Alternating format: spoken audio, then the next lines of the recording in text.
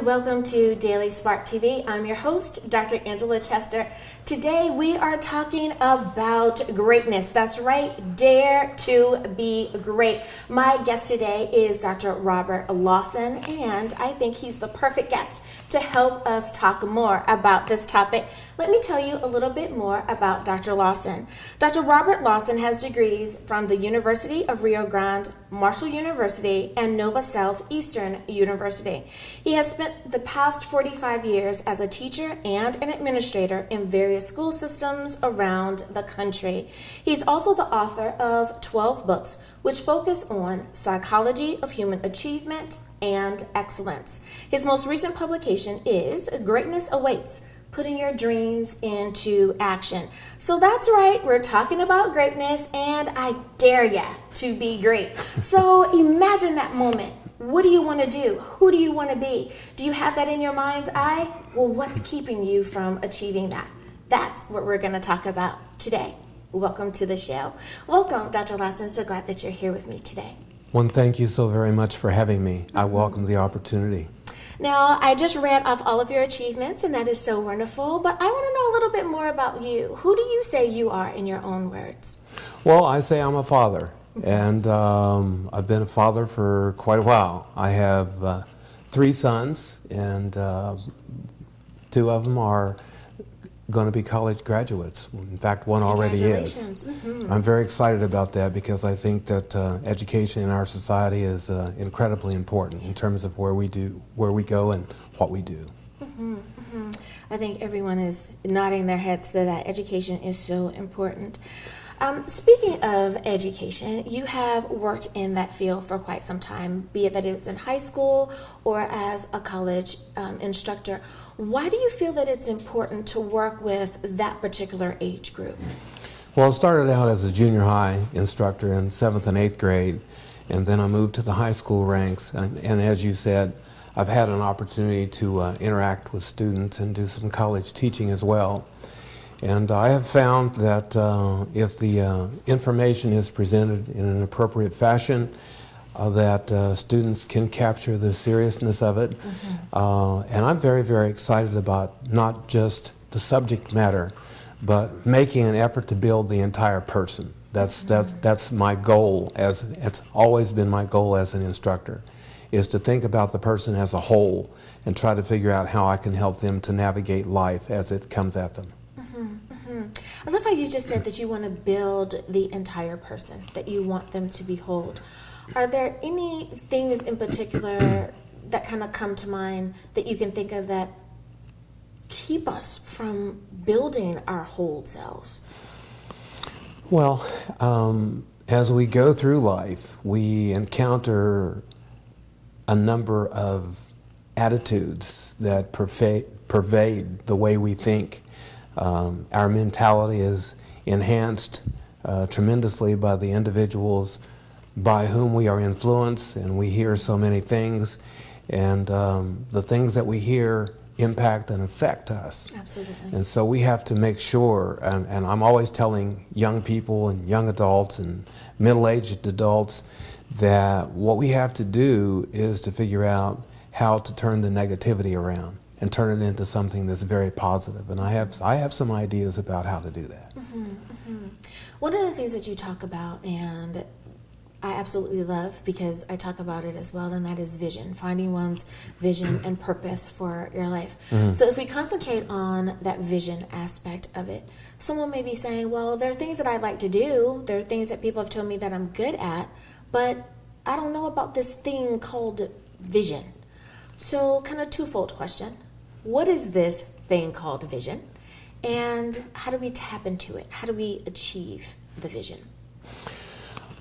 That's an excellent question, and I often think of Dr. Charles Swindoll, who is a minister, and I've put to memory one of his most powerful quotes concerning vision, and basically what he says about it is a vision is essential for survival. It's spawned by faith, sustained by hope, it's sparked by imagination, it's strengthened by enthusiasm, it's greater than sight, it's deeper than a dream.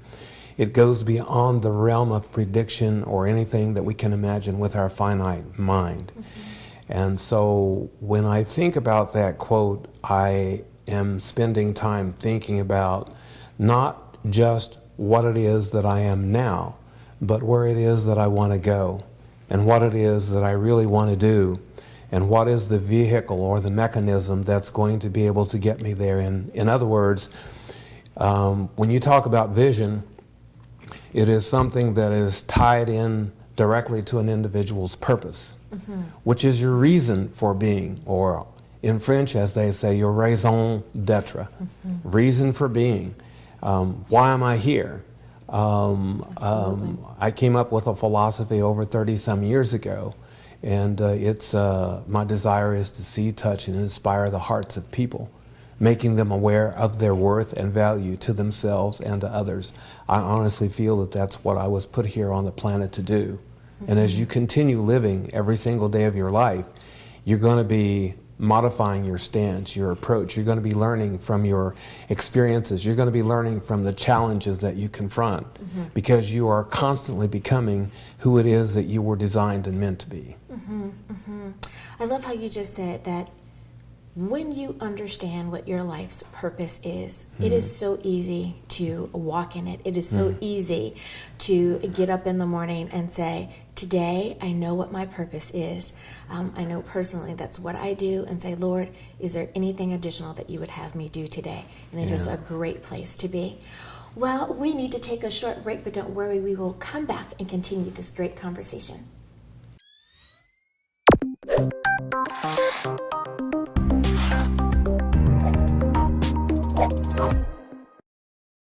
Welcome back to Daily Spark TV. I am Dr. Angela Chester. My guest today is Dr. Robert Lawson. We are daring you to be great. And how do we walk in this greatness that we have? So a question that I have for you, Dr. Lawson, is when we are pursuing our dreams. Now, we know that the average lifespan of an American person is well into their 70s or 80s. We have a tendency to think that we know exactly what we want out of life in our 20s, but we have some space in between our 20s and our 70s. So when we talk about vision and we talk about purpose, is it okay if our dream, if our vision, or if we feel that our purpose even changes from our 20s to our 30s and so on? Well, it's pretty much going to change, and the primary reason why is because when you're 20 something, you sometimes think that you have all the answers, and then all of a sudden, as you continue and this year passes and the next year passes, you realize that life is continually exposing you to things that you haven't experienced yet. And as you go through that process, you begin to change. And when you change, your dreams begin to take on an added flavor, so to speak. They may take you in a different direction. You may still have that core dream that it is that you want to do, or you may find that there is something else. There's always an opportunity for people to change. In fact, Carl Deutsch, a Harvard professor, once said that the single greatest power that we have in the world today is the power to change. The most reckless, the most irresponsible thing we can do is to go on living the next 10 or 15 years like we've lived the last 5. I can think of no more dangerous policy than that kind of conservatistic thinking that exists in our country today. So we are constantly learning from our experiences, from the books that we read, and from the individuals that we encounter, and that feeling that we have inside of us, how we can go about developing our God-given abilities, talents, and skills to benefit other people. I tell you, if we're not honing our skills, if we're not taking the time to invest in self, it really does make a difference. I have to agree with you on that one. Okay. When we're talking about this thing called greatness, boy, is that a vague word when we're talking in the general populace. Everyone has an opinion about what greatness is. So let's say we all agree on a certain definition of what that greatness is. My question for you would be, how do we then know that we have achieved it? How do we maintain it? How do we capture it and take it on with us throughout the day? Well, you're absolutely right. You know, the word greatness by itself is an incredibly nebulous term. And here's what I think the answer is. I think the answer in relationship to greatness itself differs, you know, from individual to individual to individual. What is it that a particular individual sees as greatness? Do you want to write a certain number of books? Do you want to give a certain number of speeches? Do you want to change a certain number of lives? And in reality, it's not how much you're able to accomplish that makes you great. What if you only impacted one individual in your entire life? If you impacted an individual and changed that individual in order to be able to help him or her to become better than what they ever thought they could, maybe that's greatness. So it's not always the very grand answer. Sometimes it is just the simple, elegant answer. Sometimes it's the little things that make the big difference. Isn't that true? Isn't that true? I love that. Now, is there a such thing as spiritual greatness? We understand that in our day-to-day lives, in our professional lives, that there are things that we can achieve or that we work towards. But what about that spiritual side of us as well? Does that count? If you had no spiritual greatness, you would be forever lost. I'm just going to say it like that. One of my favorite writers was the Transcendentalist, who in 1836, he wrote the essay on nature, and then in 1841 he followed it up with self-reliance. And it was so powerful to me when I was reading some of his works. And one of the things that, and I'm talking about Ralph Waldo Emerson, but one of the things that Ralph Waldo Emerson said was this: greater are they who are able to see that spiritual is stronger than any material force, that thoughts rule the world. And I'm impacted by that statement, and I have to share a personal experience with you. One day I was getting my car cleaned, and I walked into the place where they have these little spindles, you know, where they have cards. And I happened to pick one up, and I looked at it, and when I see something that speaks to me, I have to take it. And so I didn't steal it, I bought it.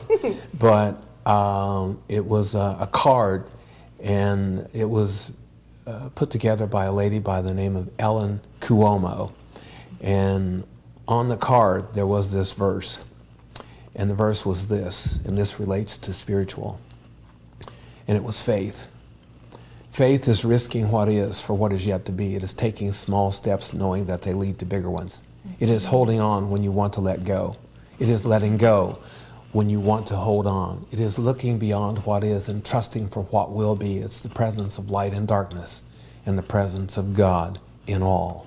So that to me was the spiritual essence of what people like Ralph Waldo Emerson say, and also the guy that he hung around with a lot, Henry David Thoreau. We're going to hold on to that, the greatness of God in all. We'll be right back.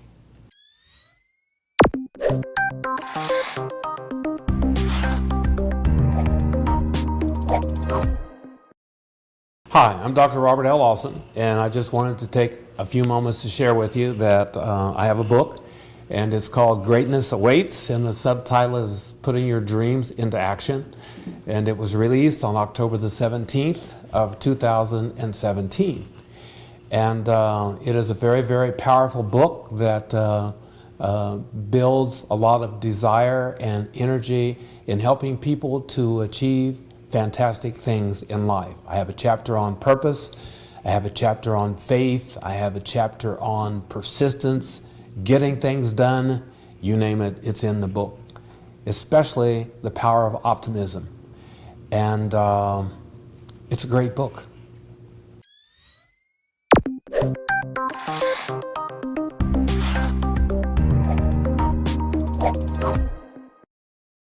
Welcome back to Daily Spark TV. I'm Dr. Angela Chester. My guest is Dr. Robert Lawson. Thanks so much for spending time with us. So, Dr. Lawson, we're talking about daring to be great, and I think that most people want to be as best that they can be, but not everyone knows how, be it that we're talking about our day-to-day in our professional lives or even in our spiritual lives for that matter. So I want to ask you, what are some things that people can do so that they can become a better mover and shaker in their industry, or they can become that person that breaks out of the habit of procrastination, or someone that just can see that obstacle and say, not today, I'm not doing this anymore, and kind of find that freedom in their vision and purpose?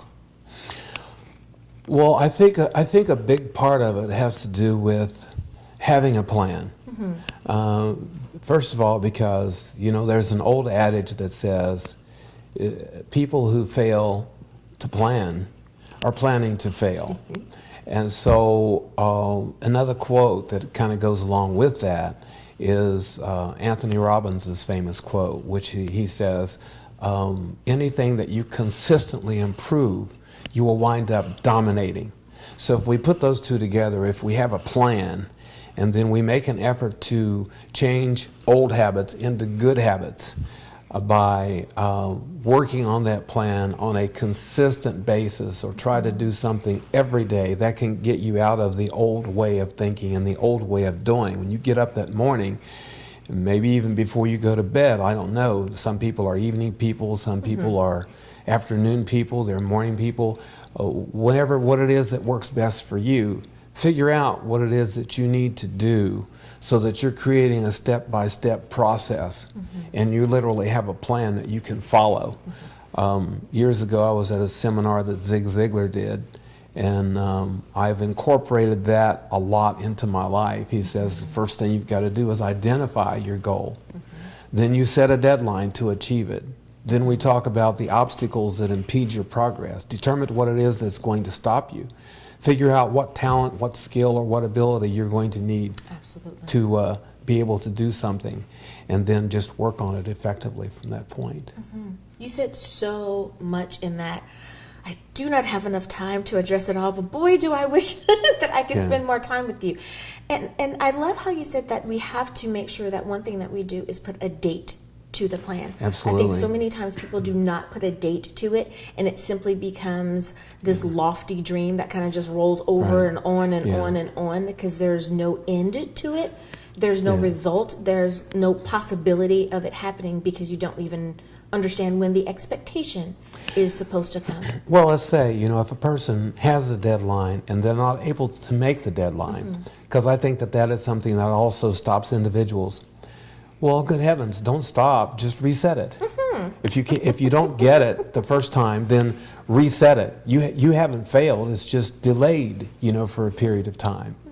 And, another thing that I'd like to throw in there before we're finished is, don't worry about getting off track. You're going to get off track every once in a while. No one's perfect. But the only people who are going to make it are the people who get back on track. And then after you get back on track, you don't want to just sit there, because a freight train will come along and run over you. And how many people are getting plowed over because they say, well, I'm on the track. Hey, look at me, I'm on the track. Well, so's the rock, right? So it's like we need to keep going, just sitting there. I love that. Now, we talk about many times as coaches, as instructors, as therapists, that we have to have positive self-talk, that we need to make sure that we are doing those things that are not self-sabotaging in our day-to-day lives. So when I ask you about that particular subject, what are some things that you share, be it that it's with our high school students, with college students, or adults in general? Are there things that you find in your experiences that people are doing that they really need to stop? Well, you hit the nail on the head when you said you can sometimes, actually it's a lot of the time, you can sabotage your own success by your own negative self-talk. And we literally have to get out of the habit. It's a habit, you know, that individuals have developed over years where they talk themselves out of something, where they say, that's not for me, that's for someone else, or I could never do that. I mean, I ask people, well, why would you even say that without even giving yourself an opportunity, you know, to be able to move forward in the right direction? So we have to help people. What I tell them is that we have to rethink this whole framework of negative thinking and backward thinking, and tell yourself, instead of I can't, that I can, and I will, and I must, and concentrate on the positive, de-emphasize the negative. If you're writing a book, you know, start with one word, one sentence, one paragraph, one page. All right, if you're giving a presentation, practice, rehearse, go over the information as much as you possibly can. If it's math, get a tutor. And isn't that helpful? Sometimes Absolutely. we need a tutor in subject matter. Sometimes we need a mentor in life. Sometimes we need a coach. We need those people that are willing to kind of bridge the gap for us in so many of our day-to-day things. I love that you said that. One thing that I want to do just really, really quickly is say that you are such a wealth of knowledge, and thank you so much for taking the time to put all of your wisdom into the various presentations that you've done, and for sharing that. We need to have more, especially men in the world, because women are always sharing, but it's nice to see that a man is out there trying to make a difference and shining a positive light. Thank you so much, Dr. Lawson, for being on the show today. Well, thank you, Dr. Angela, and I think your show, Daily Sparks, is making a difference in many, many lives throughout the country. Thank you. Well, thank you, too, for tuning in. I hope that you have enjoyed the show. I know that I definitely have. So I leave you with this. I dare you to be great. Until next time, everyone.